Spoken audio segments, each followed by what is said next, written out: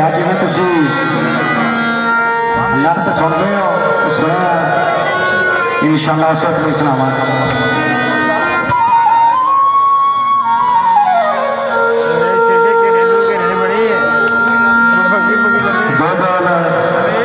बड़ा मीठा जिहा गीत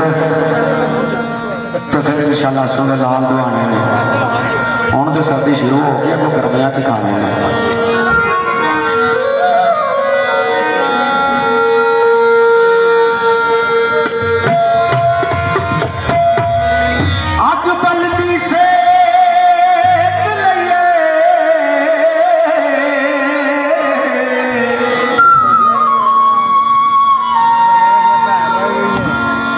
अली भाई तो जो कर रहे हैं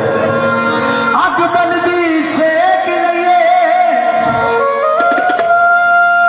ओ थोड़ा जिहा रंज होके दिल सजना दा वेख लइए।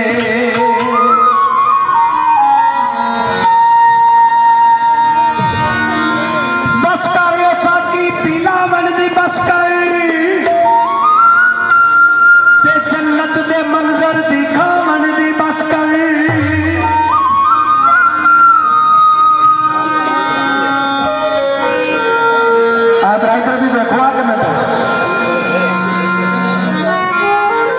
वास्ते आए दो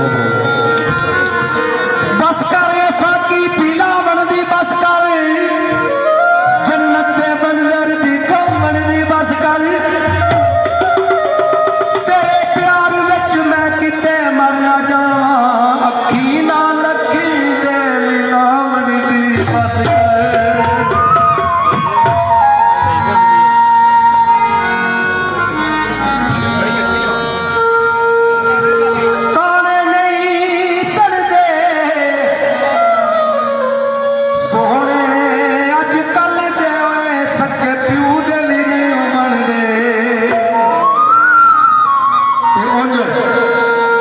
याद रखा जी जेड़े ते एक दूसरे के असली यार ने ना वो जिवें मियां मोहम्मद बख्श साहब ने लिखा कि चंगी मंदी सजना कोलो अली साहब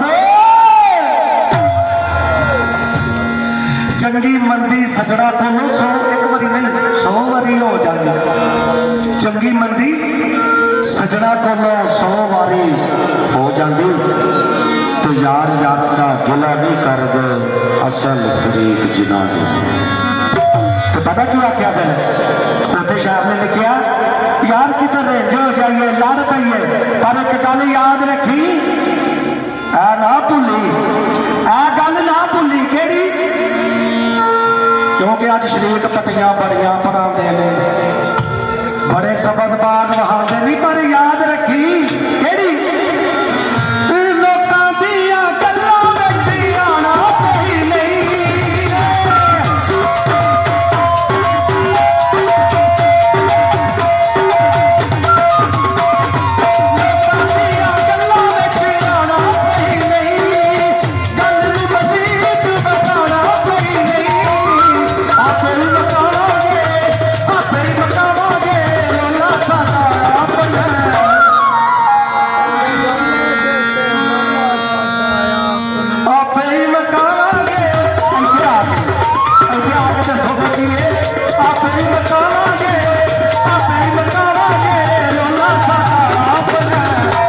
पक्के